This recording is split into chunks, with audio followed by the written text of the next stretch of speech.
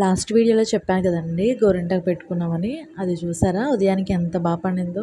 నాకైతే బాగా రెడ్గా పండేస్తుందండి. వెంటనే తీసేసాను.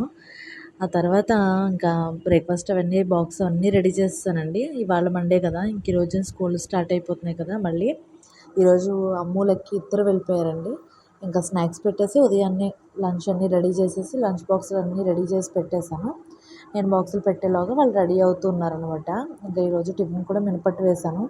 అసలు టిఫిన్ వద్దన్నారు. ఒక్కటే ఇద్దరు కలిపి తిన్నారండి. ఇంకా మా కోసం వంకాయ కర్రీ చేశాను. వంకాయ టమాటా కూర వండేసానండి. పిల్లలు వంకాయ తినరు, అందుకని వాళ్ళ కోసం నేను దొండకాయ కూర వండాను. వాళ్ళకి బాక్సులు పెట్టేసి కర్రీ అవన్నీ సపరేట్గా వేసి పెట్టేశాను. వాళ్ళు ఇంక బాక్సులు అన్నీ సర్దుకుని వాళ్ళ అక్క చెల్లెలు ఇద్దరు కలిపి స్కూల్కి వెళ్ళిపోయారు. పిల్లలు వెళ్ళగానే నేను బట్టలు తీసుకెళ్ళి ఇంకా ఆరేసేసానండి. బట్టలు ఆరేయగానే ఫస్ట్ మొక్కలు చూసుకుంటాను.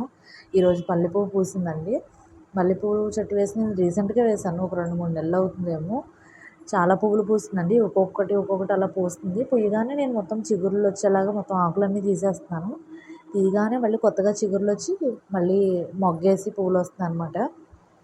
డైలీ నేను ఉల్లిపాయ తొక్కలు అవన్నీ వేస్తుంటాను. దాంట్లో అలా టమాటా గింజలు వచ్చి ఉంటాయి. ఆ గింజల ద్వారా మనకి టమాటా మొక్కలు వచ్చినాయండి. చూశాను, మన వర్షాలకు చాలా మొక్కలు పాడైపోయినాయి. చాలా మొక్కలు వచ్చినాయి. ఇదైతే గులాబీ మొక్క అండి, చాలా పువ్వులు పూస్తుంది. అది నేను పువ్వులు పూయగానే పువ్వు కొయ్యగానే అక్కడికి అది మొత్తం ఇది చేస్తాను. మళ్ళీ చిగుళ్ళు వచ్చి మళ్ళీ పువ్వులు పూస్తుంది కదా. ఇంకా ఎండ కూడా రాలేదు, చూడండి ఎలా ఉందో.